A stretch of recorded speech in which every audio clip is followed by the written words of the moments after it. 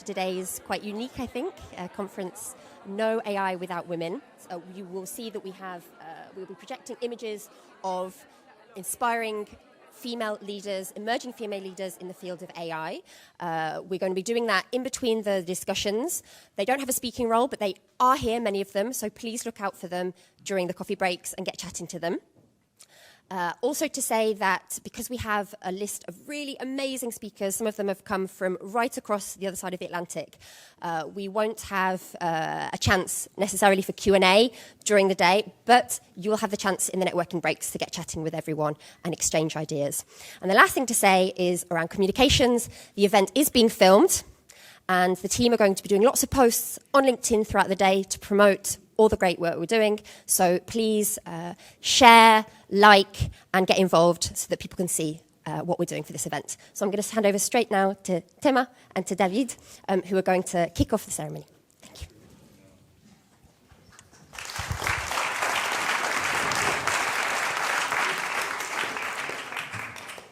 Ladies and gentlemen, welcome to Paris, the capital of enlightenment, one flagship of artificial intelligence. I am David Lacombled.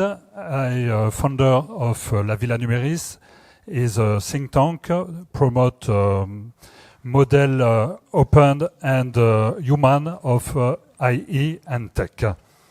I am particularly pleased to welcome in Paris you this morning under the aegis of Anne Bouverot. Thank you, Anne.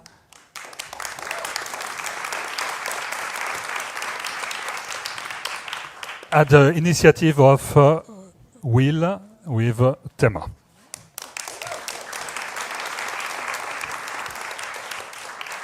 Revolution have always been made whether against, without women. It is not acceptable. Women are 50% of humanity, and in fact, certainly more. AI has the potential to contribute to elevating humanity. Women must absolutely play a major role in this, to imagine and develop solutions, to use to themselves and with others. This our ambition this morning, to show that technology beyond its wall is everyone's business. And now let me invite Thaima, my dear friend and colleague Thaima Samman, to talk. Thank you too, thank you your team for this morning. Have a good meeting, everyone, in this Elysee Palace. Enjoy this privilege. Have a good meeting.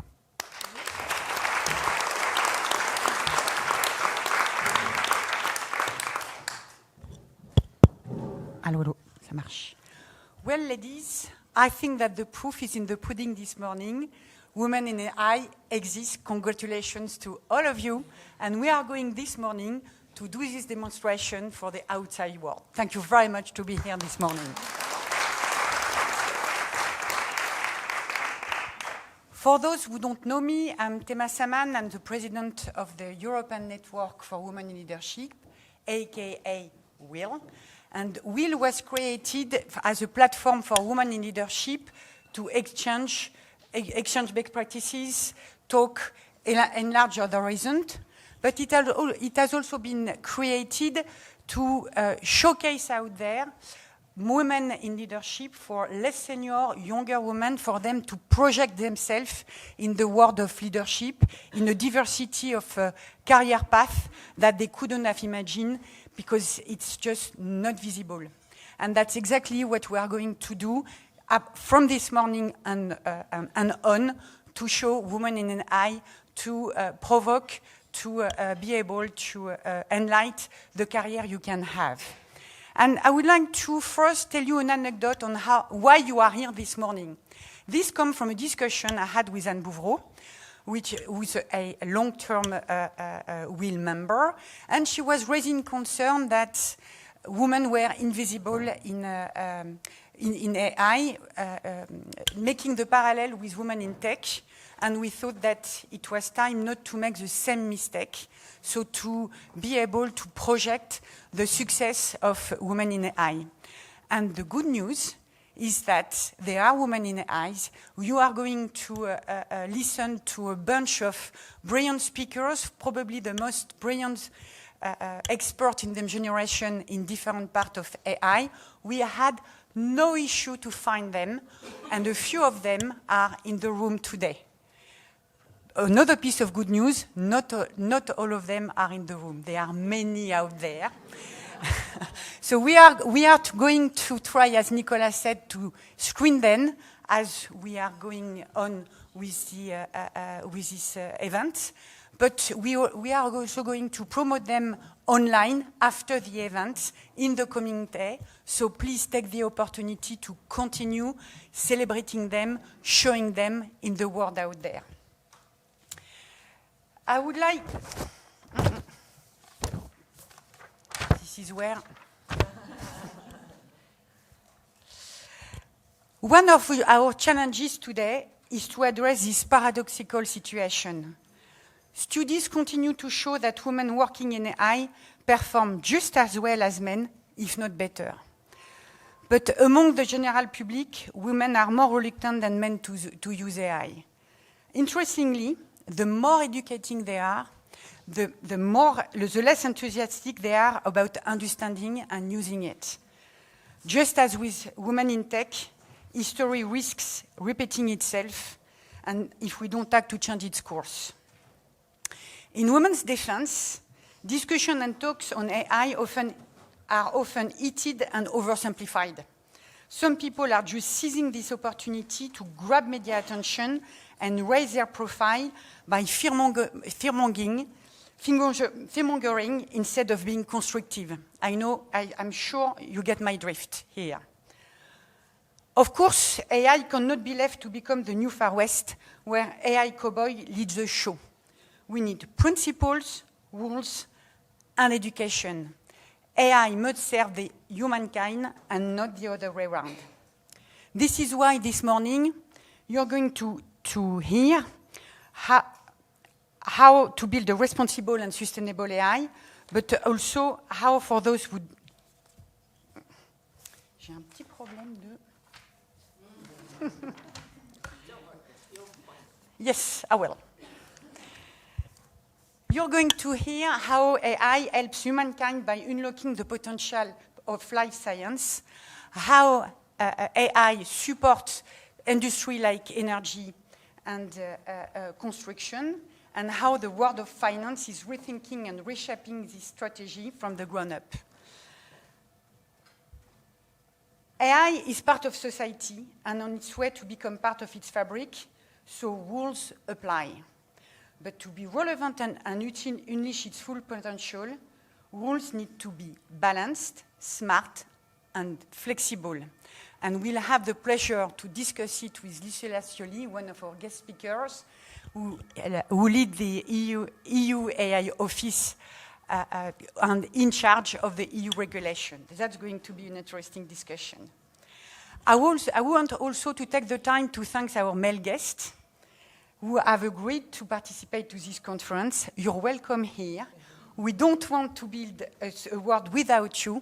We just want to stand shoulder by shoulder with you to be seen and recognized. So thank you to be here to help us with this objective. That's great to have you. We believe at WIL in education without lecturing, role model, and leading by example. If we have an objective today, it's for women to project themselves in the AI revolution and to get the extra miles they need to take to better understand and use AI as much as men.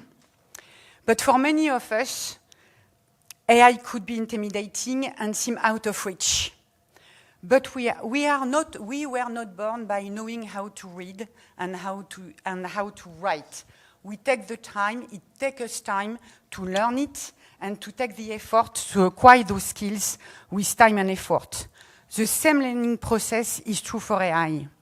Some of us are destined or will become experts, but we're all destined to use AI, and we need to do it.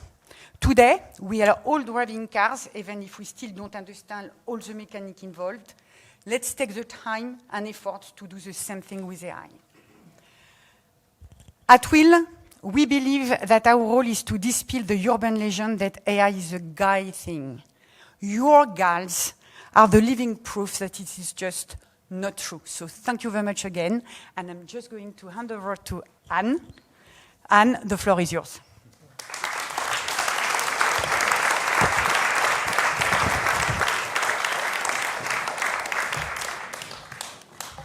Thank you so much, David and Thaima. Wow, it is great to see such a room with so many of you, and I'm delighted that we were able, thanks to the Elysee Palace, to welcome you in this really, really beautiful room. So thank you for being here. I'll be brief, but the reason I'm here and the reason I spoke to Thaima and we discussed organizing something like that is that I have been asked by the French president to be his special envoy for AI and for the AI Action Summit that France will host in February of next year. This summit was decided at the time of the Bletchley Park Summit in the UK, which took place about a year ago in November of last year. And the theme of that summit was AI safety. There were a lot of discussions around science fiction type risks of AI. And the pictures, whether it was intended or not, the pictures that came out of the summit didn't feature many women, to be very diplomatic. I've learned to be more diplomatic in this job as I tour the world. So as we were starting to prepare for the AI Action Summit with my team, from the beginning, we thought about how can we make sure this is more inclusive and gender balanced. So for example, I have a team of other special envoys, thematic envoys, that help me with the preparation of the summit. And it is a very gender balanced team. We have Roxane Varza in charge of innovation and culture. She's the head of Station F, the largest incubator in France and I think in Europe.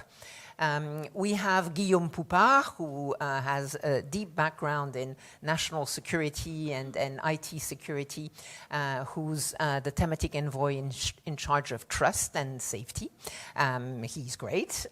We have Sana de Courcelles, who works at the International Labour Organization, taking the theme of AI and the future of work. We have Martin Tisney from the Omidyar Foundation AI Collaborative on public interest AI. And we have Henri Verdier on the global governance of AI. He's the digital ambassador for France. So together with me, that's a gender balanced team. We also have what we call the general secretary, really the person who organizes everything and will make sure the event at the Grand Palais will be beautiful, is also a woman, Chloé Goupy. Her deputy, who's in the room, is also a woman. And we don't only have women. My special advisor, Arnaud Amabil, I don't know if he's in the room, is also in the team. So that team is a diverse team. And from the beginning, we want to have something that includes everyone. It's not that easy. In terms of ensuring there are women, because there are women in AI, you're all here, but there aren't that many, and for an international summit, the direction is let's invite the heads of states, the CEOs, the Nobel Prizes, the Turing Prizes, and you go through the list and you're like, this will be difficult to do a 50-50 thing. So we've been thinking hard about how to do this. And I've started to host a series of breakfasts. We held one at Elysée. We held one at the Foreign Ministry with Delphine to discuss this and to get your inputs and everyone's inputs as to how we're going to get this to work. I don't know how we will completely manage, but this event, No AI Without Women, is particularly important as we're on that road to the summit and wanting to not only act and have in the deliverables, in the discussions, in the declaration, the real concrete involvement of women, but also women on the pictures that everybody will remember from the summit and from the road to the summit. When I say the road to the summit, we have a number of events that we partner with, that we put on the official website for the summit, that we say we're happy to work with them, they're happy to work with us, they're helping us construct what the deliverables will be for the summit. This is such an event. This is an event, as you've heard, co-organized by WIL and Villa Numeris. It's a partner event to the AI Action Summit, and we're delighted that Elysée agreed to host this here in this beautiful room. I'll stop here. There's many more things I could tell you about AI and the summit, but again, delighted to see you all here, and I'm sure we'll have very lively and interesting discussions. Thank you.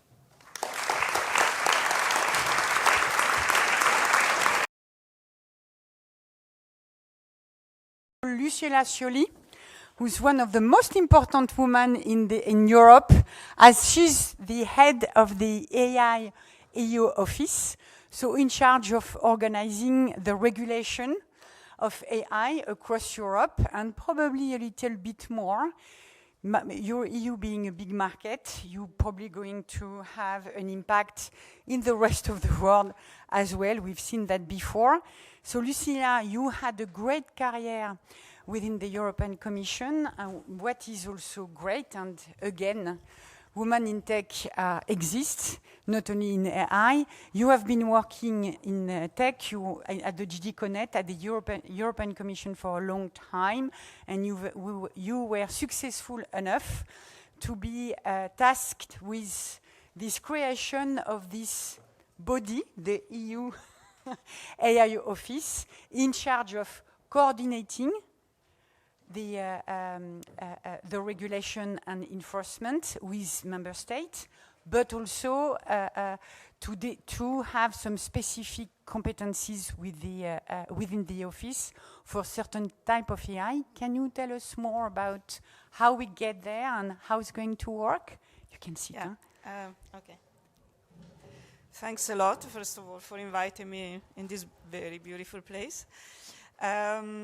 So the European AI Office was created in June this year, and it's part of the European Commission. And as you said correctly, it has one task concerning the implementation of the regulation. However, the AI Office is not only about the regulation. I mean, the AI Office is in charge of artificial intelligence policy in the European Union. And the objective of European policy is to foster the development and the use of AI in the EU. So we think that AI is a very important technology because it has a lot of positive impacts. We want to use AI. We want AI to be developed in the European Union as well, also, but not only for the geopolitical considerations that have been highlighted earlier.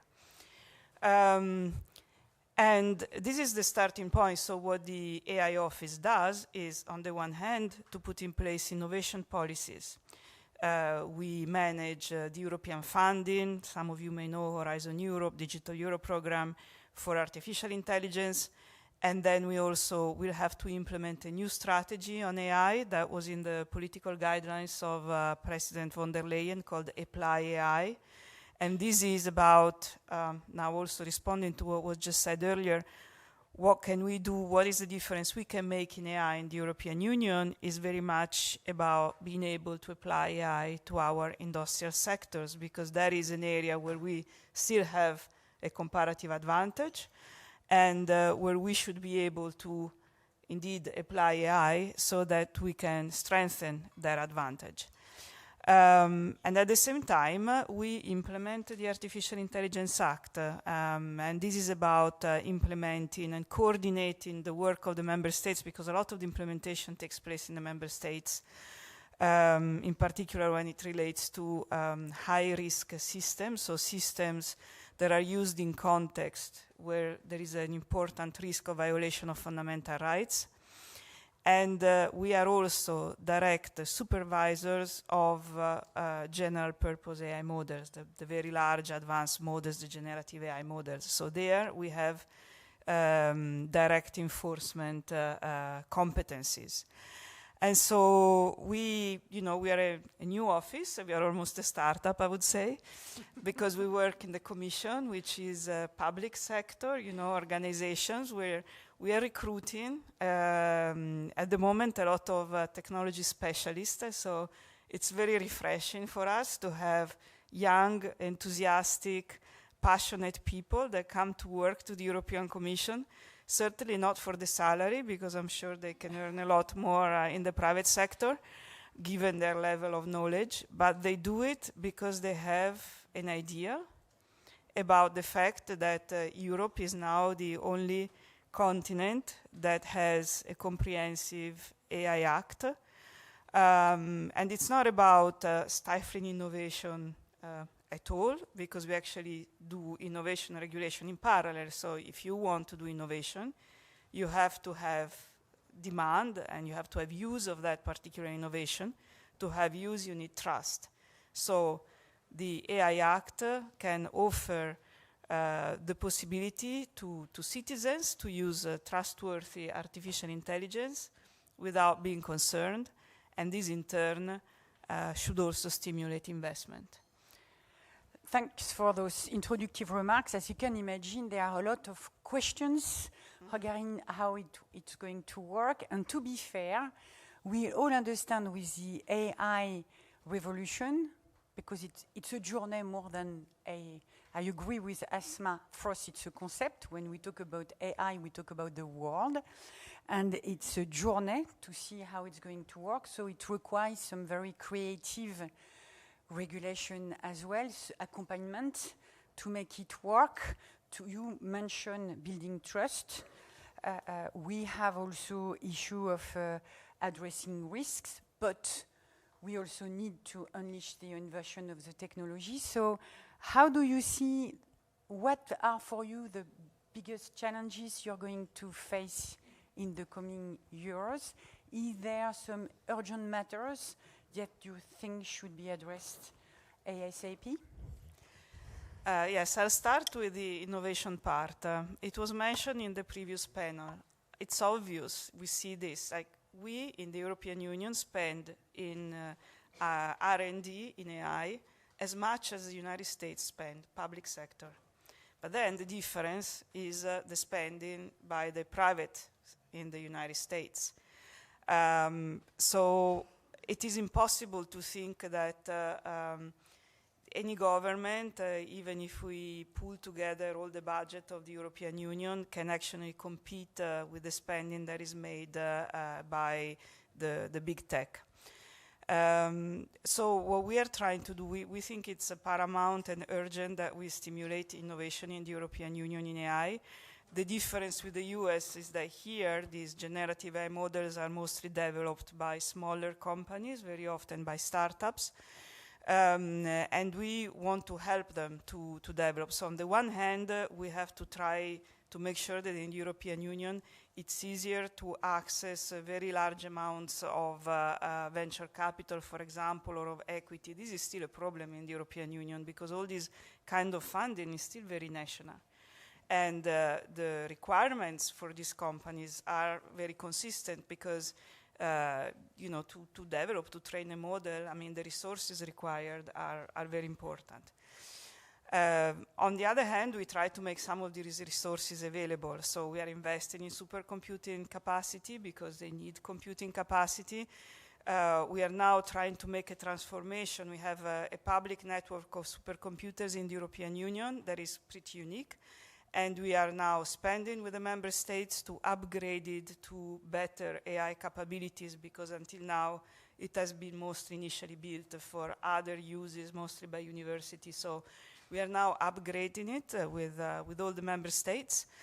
And we are also working on data spaces, making data spaces available so that companies don't have to go to every single country to get access to certain data.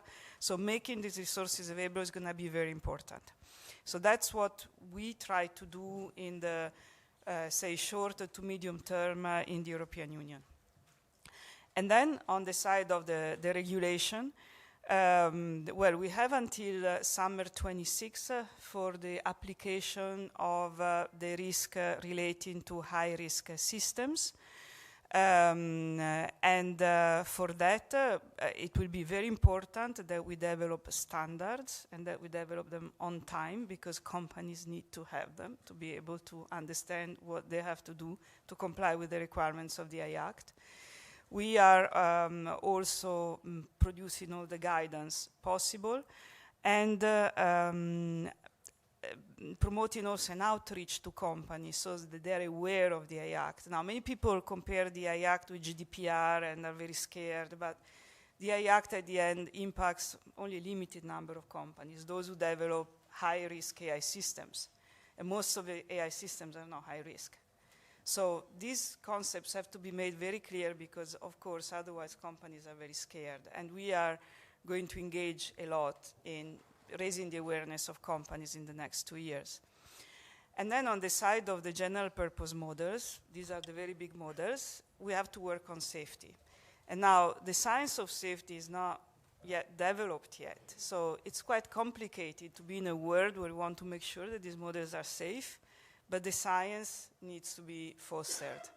And so we will be working with member states, we'll be working also with other organizations to make sure that we have the tools and the benchmarks to understand if these models are safe, and if they are not, how we can mitigate the risk. There is an important exercise ongoing you may have heard of, a code of practice we are developing with stakeholders on this. And these obligations actually are applicable August in 2025.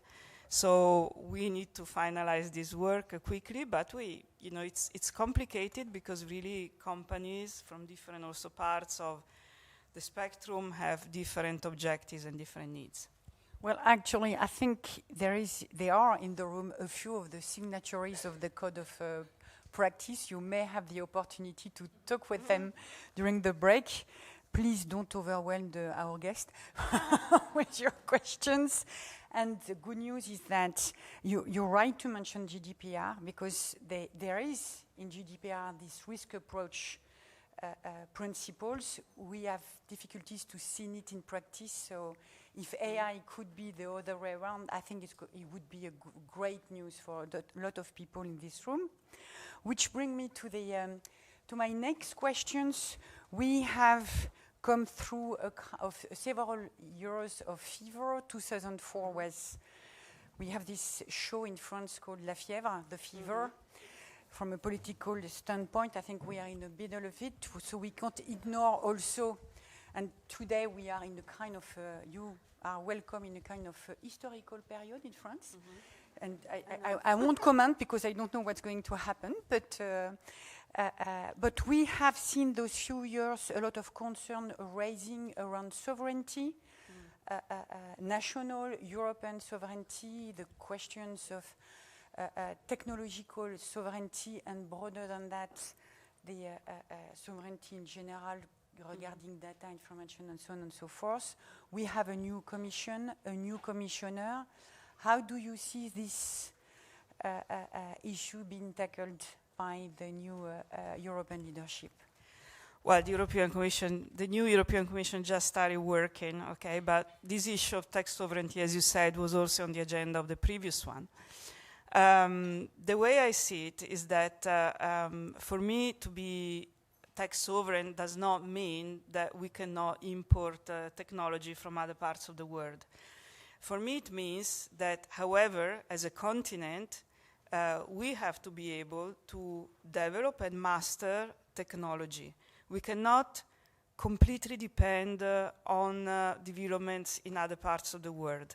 This is extremely dangerous. I mean, you take the example of the generative AI. We have very good companies in Europe. One of them is in France. Actually, more than one of them is in France. and it's very good. But if they don't manage to grow for some reason, if the general purpose mode, the generative AI models only came, for example, from the United States, just take a large language model and think on how this is going to also impact on our culture as well. We can't simply depend on this kind of developments from other parts of the world.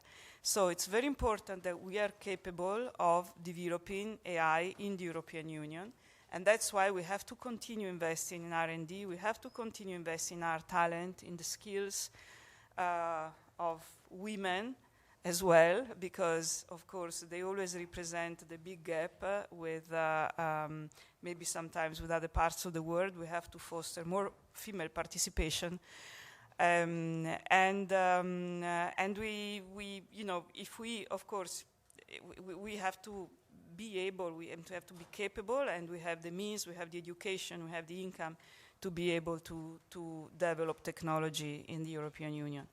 So it does not mean, of course, that we should not use a foreign technology, but simply that we have to be ready for different needs that we have in this continent to develop the technology. We have time for a last question. As you know, France will host the next AI Action Summit after Seoul and London. You have here, I think, the main representative of this great event. This year, the agenda aims to expand discussion beyond safety and security. So what do you expect from this summit? How do you think it could help? How can we engage the dialogue for having a common agenda there? I'm sure Anne will be very interested. Well, first of all, I think I welcome very much the summit in France and all the work that is going into the preparation of the summit. I know it's a lot of work, and congratulations for all that you're doing. I like a lot the idea that it's not just about safety, but it's also about innovation and displaying the fact that artificial intelligence is good for our economies and our societies. And so I really hope that the summit can come forward with concrete deliverables about, for example, the possibility of developing models, algorithms that can be shared also with other parts of the world, and that can be very useful for our lives. I'm thinking of algorithms for the weather, I'm thinking of algorithms for healthcare. There are so many positive aspects and challenges that AI can address that I think it's very interesting that we can gather together internationally and really align our efforts on elements that strengthen our collaboration.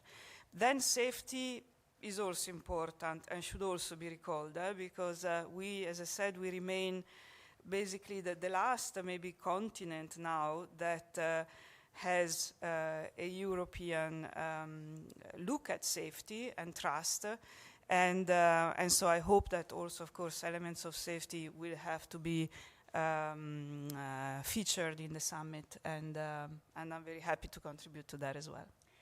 Thank you so much. So safety, innovations, smart regulations, and dialogue with stakeholders, private and public. You have a lot of work ahead of you.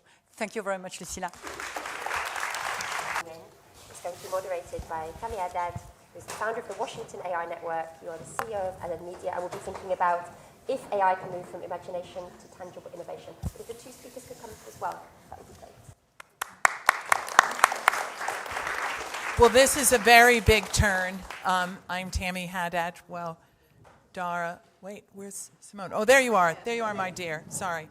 Are coming up here. Glad to be here in the Elysee Palace. How fantastic is it here?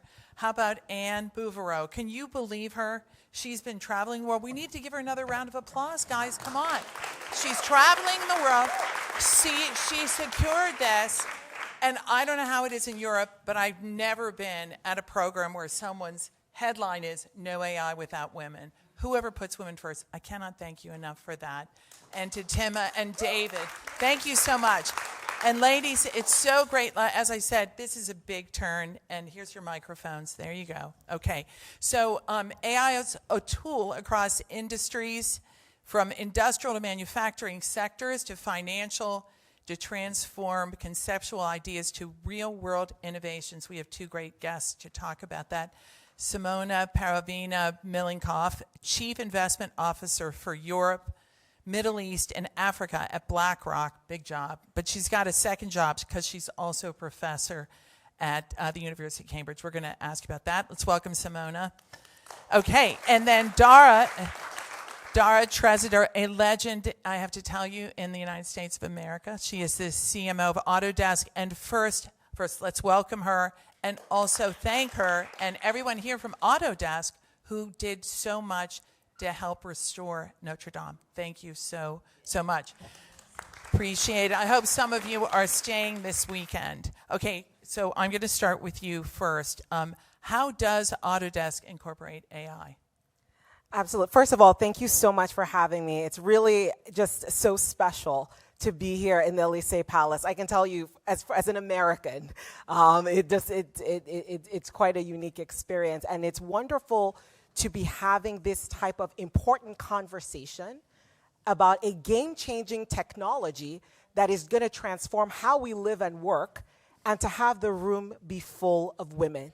So thank you, Anne. Thank you to Thaima, and thank you to everyone who organized this. This is just such an incredible experience.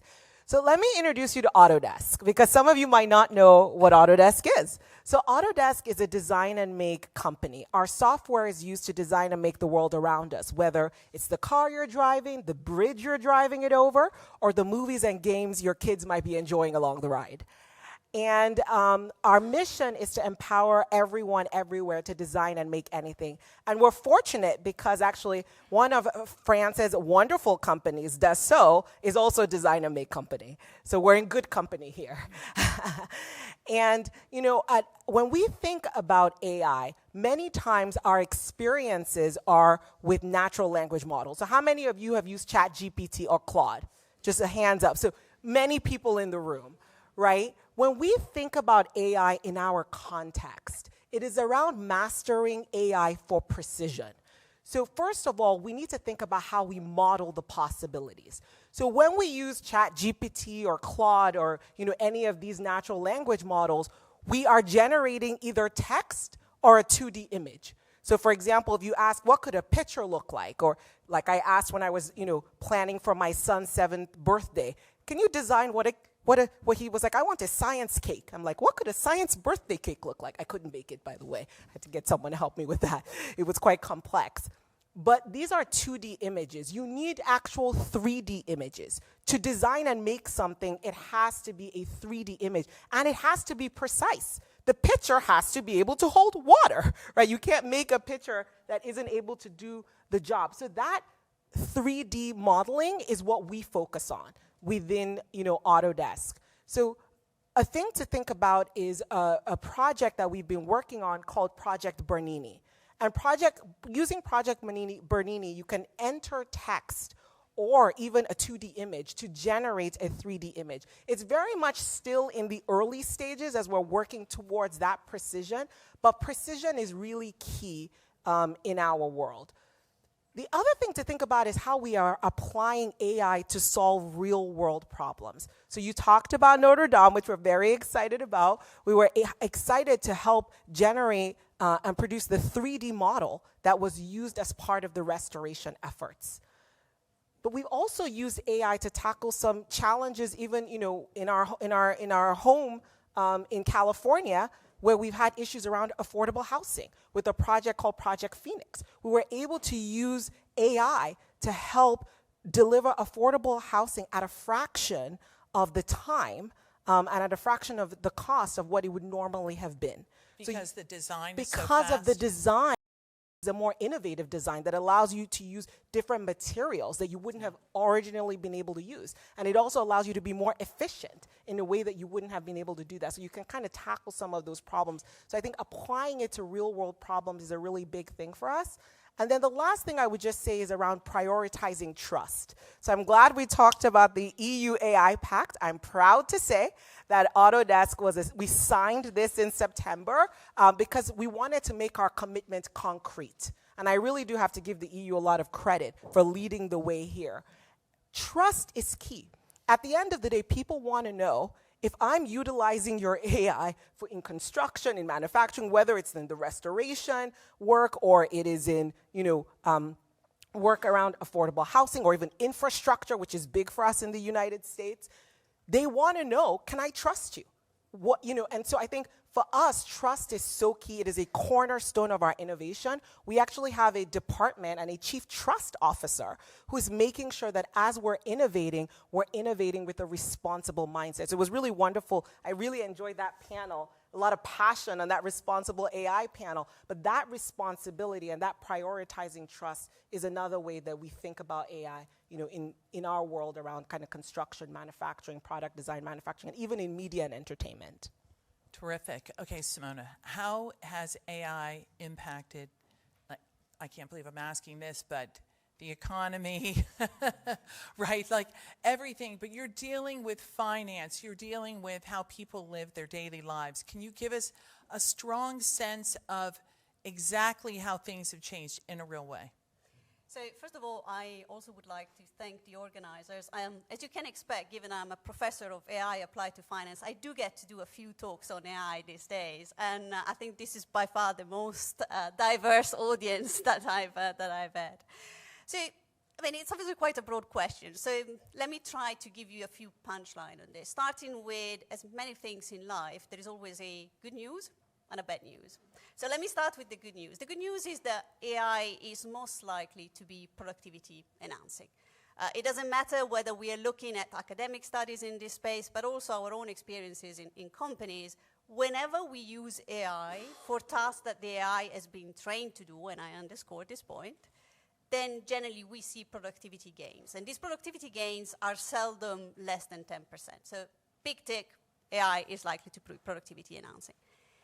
Unfortunately, there is a piece of good news, or sort of a piece of bad news, or I should say a but in this whole story, which is the impact and the magnitude and the speed of these productivity gains remain highly uncertain. And why is this the case? Because in a lot of the debate around AI and the excitement around AI, what we've really focused on is the innovation component. But the reality is, to see economic impact, what is key is adoption. And when we look at rates of adoption, even in the United States, based on data from the Census Bureau, we are still talking of single-digit rates. So we are very much at the beginning of this journey.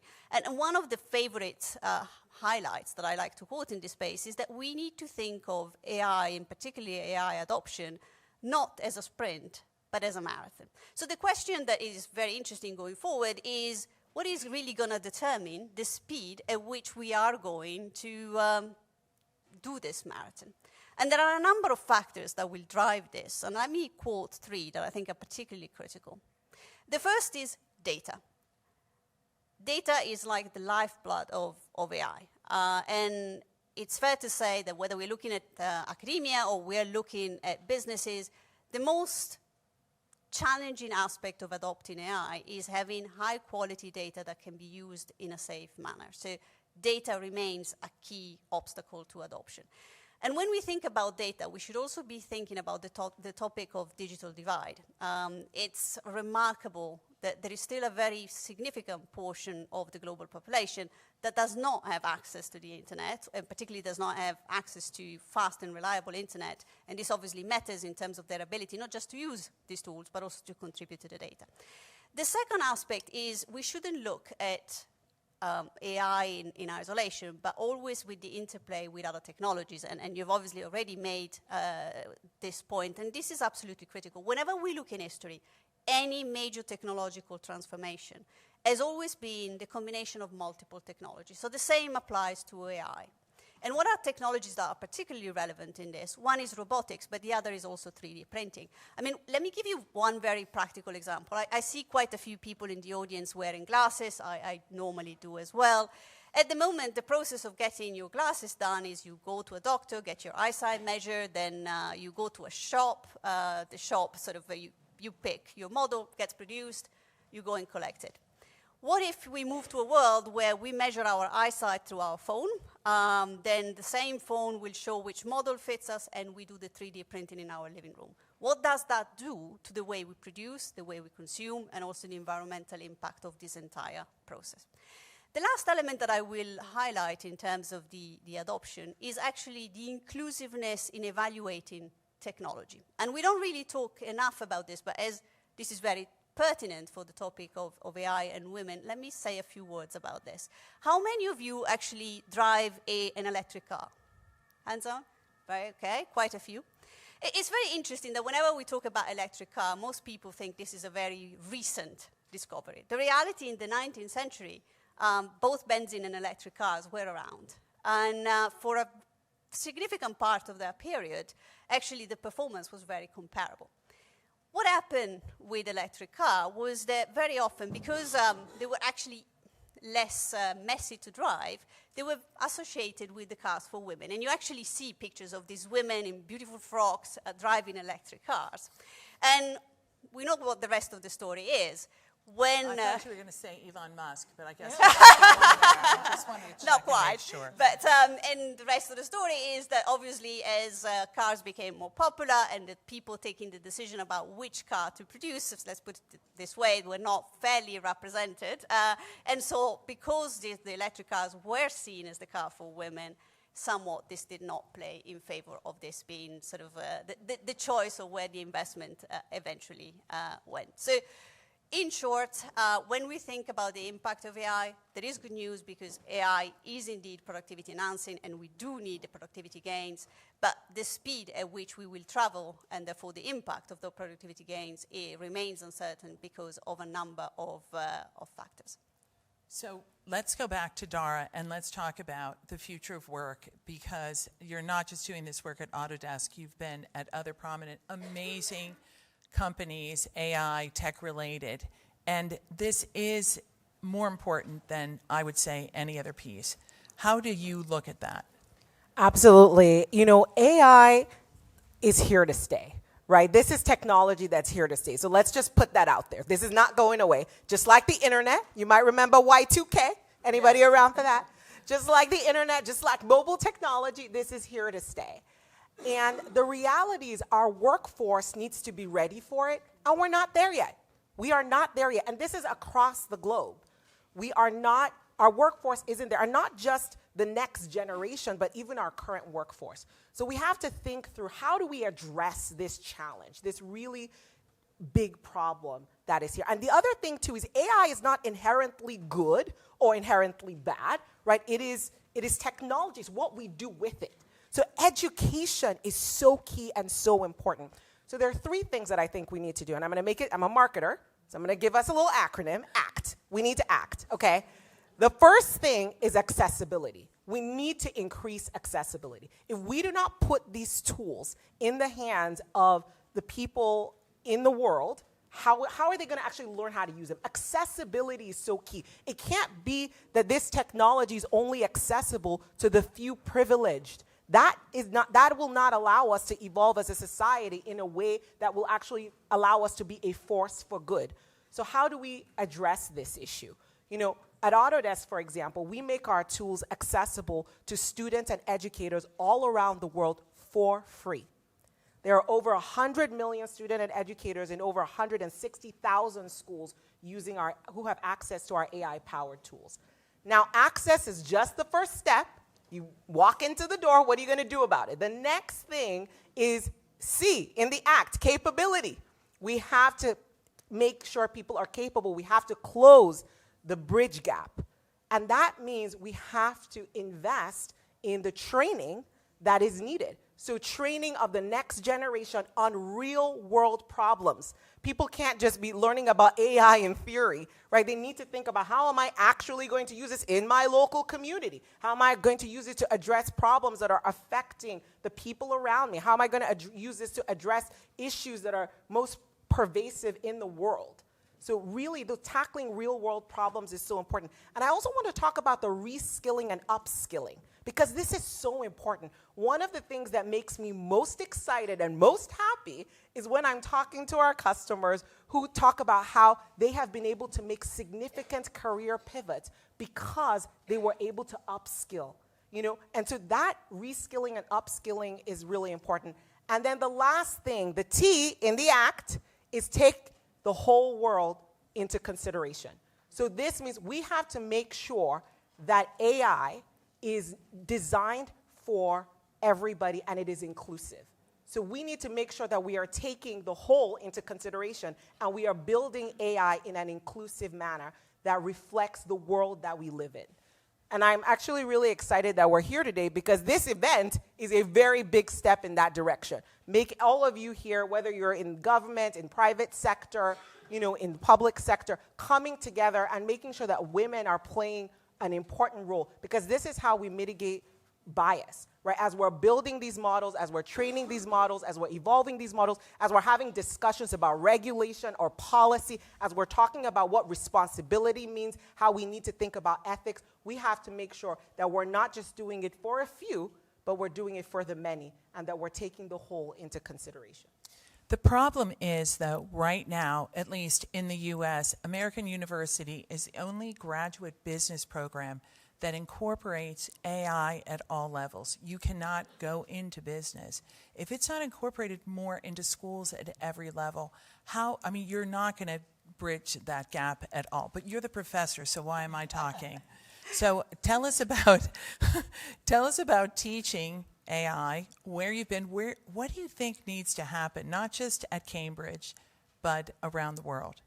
I wish I were a marketer and I could also come up with such a beautiful acronym. Yeah, Perhaps somebody can use AI and then suggest a few. Listen, this is a good question. Who has just agreed to do ACT? Who agrees? Come on. Right? Don't you think that's a good idea? Very okay, good. Take it back and incorporate it. You can talk to her after. Okay, you're That's up. fantastic. So I think I would also, though, go for three key elements. It's funny because I'm an academic, because I teach AI at Cambridge, people always say or expect that whenever I'm asked this question, the first thing I would say is coding. But reality is, if there is one thing that AI, and particularly generative AI, is doing, is democratizing parts of the coding process. So in reality, my three picks are very, very different and very far away from coding. The first is critical thinking. Critical thinking is going to be absolutely crucial to ensuring the workforce and the citizens at large can really thrive with AI. Because the more complex these models become, the more we need to be able to have a way of assessing whether or not the results make sense. And to develop critical thinking is unfortunately a lot more difficult than to train somebody to code. And it actually requires some skill set at fairly sort of early levels of education that we are not potentially discussing enough in terms of the general population acquiring. And one of this is actually numeracy. When I talk about numeracy, I'm not talking about solving or producing beautifully mathematically elegant proof. I'm actually talking of things like orders of magnitude. And let me give you a funny anecdote. So I'm on my many activities. I also write books for children to try and explain through storytelling. In all her free time. I use AI for part of it. No, jokes aside, I try sort of to explain technical concept via fairy tales. And in one event for one of my books, I had a group of children and quite small, and so I tried to get them involved. And I said, okay, one story is set in China, let's say the population, let's talk about 1 billion, I'm the number one, and you children all line up to me to be the zeros. You wouldn't believe the number of parents that I could see were Googling how many zeros there are in 1 billion. Why does this matter? Because it means that when people talk about millions, billions, and trillions, we're losing part of the population, and this is all part of the skill set you need to have critical thinking. The second dimension of this is actually the ability to work with others. Again, the more complex the model becomes, the more you need the expertise of multiple people to be able to assess whether or not this makes sense. So interpersonal skills, the ability to work with others, I postulate is going to be even more important in a world where AI is prevalent than not. And then last but not least, and this is probably what many people will find most surprising, is we need to ensure that we give the next generation the ability to dream. I have to say that whenever I hear a lot of people talk about AI and the risk around AI, of course there are risks, of course we need to talk about governance, but let's be careful to have a balanced view. Let's be careful not to deprive the next generation of sort of that positive mindset where technology is indeed seen as a part of the toolkit that can help solve problems. So I genuinely believe, as a leader of industry, as an educator, and as parents, we have a responsibility to teach the next generation not to give up dreaming, because dreams are the lifeblood of innovation and the lifeblood of how we make the world a better place. Is there a secret? That's very nice. We have one more very quick minute. Do you have like an act to teach people how to dream, to remind people how to dream? Yes, I always tell them, remember what you were like when you were a kid. You know, many of you will go through many sort of this presentation when you interact with adults. We rely on our scheme of what the world is like. What is beautiful about children is that they really have that unbounded way of approaching the world. And I think we shouldn't lose that, because that is absolutely key to the ability to innovate, to think out of the box. And so cultivate your inner child is key. That's great. And being at this palace is a good way. There's lots of dreams there. Thank you so much, ladies. Let's hear it for them. Thank you all.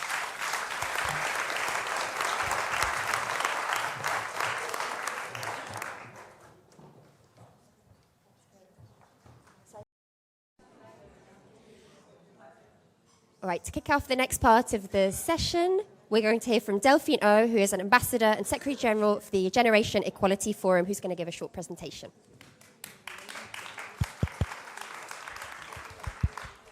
Hi, everyone. Is this working? Yeah. Good to see you, old faces and new faces. I am Delphine O. I am the Ambassador for Gender Equality and Women's Rights at the Ministry of French and Foreign Affairs. This event is titled No AI Without Women. I'm not here to talk about the place of women in AI, but rather the impact of AI on women, and to reflect on the journey that led us to realizing the crucial importance that AI can have on women, but also the risks that societies face when we fail to look at them. In 2017, for the first time, emerged a term that you're probably familiar with, the term deepfakes. At that time, it was used by a user of Reddit who was talking about AI-generated images and videos of women he was sharing, he and other users. You know what deepfakes are? Pornographic deepfakes. Celebrities' faces swapped onto bodies of porn actors.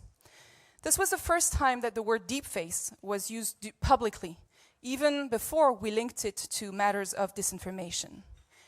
In the fact that the first time that deepfakes was used was talk about pornographic deepfakes highlights the weaponization of AI that is at stake. Now fast forward 2024 today, 96% of deepfakes are pornographic. 96%. Of these 96%, 99% target women and girls. And on a side note, for the first time ever, last month, a South Korean court sentenced a man to 10 years of jail for sharing and making 1,700 pornographic deepfakes of fellow female students and friends. And this year alone, South Korean court have detained 387 people for making and sharing deepfakes. Now, we know that this type of content, unfortunately, often crosses borders and spread at deep scale. This is the reason why, to tackle this emergency, and more largely, the emergency of online gender-based violence, or technology-facilitated gender-based violence, that France has launched a new initiative that I want to talk about briefly today. We launched this year the Laboratory for Women's Rights Online. So some of you may be scientists. This is not a scientific lab. What we call in the diplomatic world laboratory is usually a word to talk about a platform of exchange. This is the first global multi-stakeholder platform designed and dedicated to combat and eliminate online gender-based violence, including the kind of violence that either uses AI or can be eliminated through AI. So it's a huge step because we notice there's a gap internationally to combat online gender-based violence. There are governments doing some work, there are enterprises doing some work, researchers doing research on this topic, there are NGOs working on this, but nobody was talking to each other. So the purpose of this lab is to bring together governments, international organizations, private sector, NGOs, and everyone working on this. But the concrete objective of the lab is to be an incubator for innovative technical solutions designed to combat online gender-based violence. We have talked to thousands of survivors of online gender-based violence, and they have told us, we know what to do, we know how to do it, we don't have the fund and the political will to do it.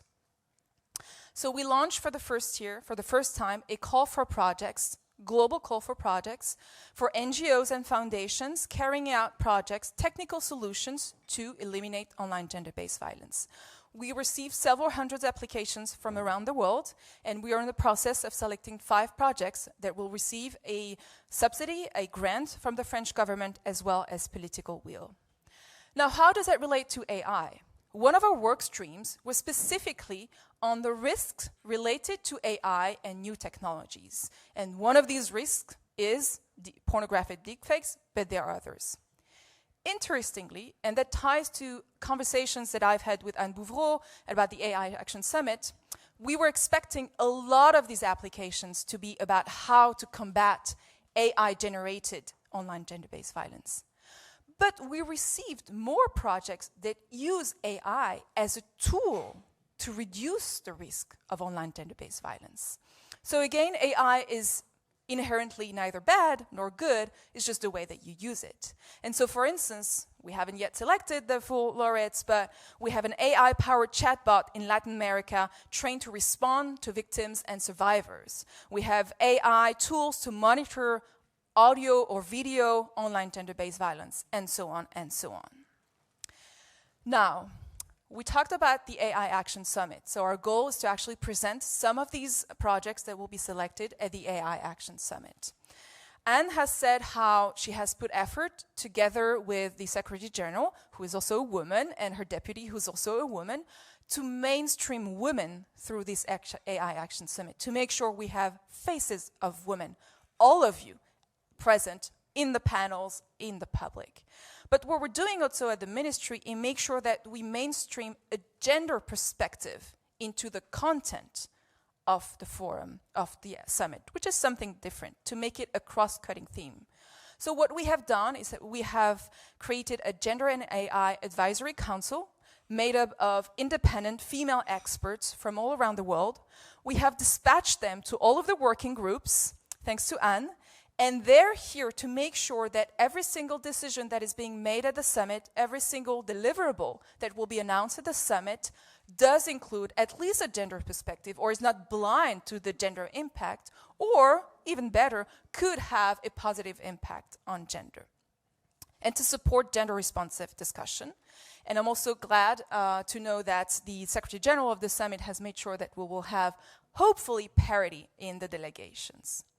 So as a concluding word, this embodies France's commitment both to promote gender equality, women's rights, and what we call our feminist foreign policy, and at the same time, a ethical, responsive digital foreign policy. Thank you very much.